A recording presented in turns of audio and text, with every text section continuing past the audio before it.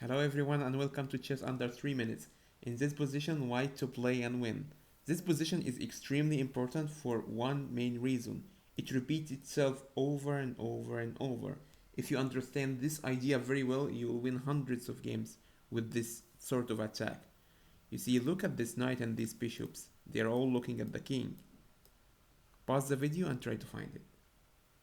If you found it, congratulations. The move is knight takes h7. You will think, okay, that's a fork, so you'll have to do something about this. Let's capture the piece. But the idea is to destroy the structure around the king so that you would allow your queen to come to the attack, threatening a lot of checkmates. Notice that your queen cannot be captured because there is a pin here. So once he go back, which is a forced move, of course if he does something like this, you'll win the piece back with interest because you're having your own attack, so this is really winning. And if he goes back, you take here with your bishop, threatening a checkmate in one.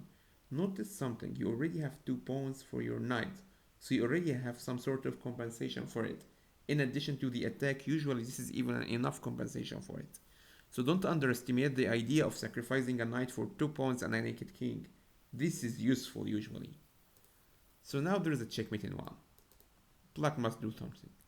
So the normal moves, which is rook, let's say d8, you're giving your king a space. Doesn't work because of bishop g5.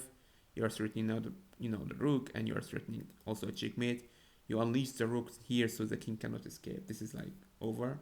You can just give this check, and instead of even capturing the rook, you give a checkmate with 2 bishops, which is really beautiful. And maybe if black tries to be creative a little bit and goes here, he's blocking this a little bit, he's giving his king a square, and he's giving exchange. He's thinking, okay, if he takes here and we go to the end game, maybe I can survive. But in this position, you don't go to the end game, you go for the checkmate, because after you give this check, this king f8 is forced, then bishop h6. Always remember this move. The idea here is you're pinning this bishop to the king and you are threatening a checkmate in one. So let's say he does something silly, you just give a checkmate, because the rook is preventing him to get out, and the pin is just giving the queen the opportunity to go and give this check, which is a checkmating. So let's think about something else. Let's say, okay, after you go here, I'm gonna capture. You capture with a check, and after you block, now pause the video again because you have a winning move here. Already, if you don't have a winning move, you're already winning, because if you can just capture the exchange back by going back here, you're fine. But here you have much more than this.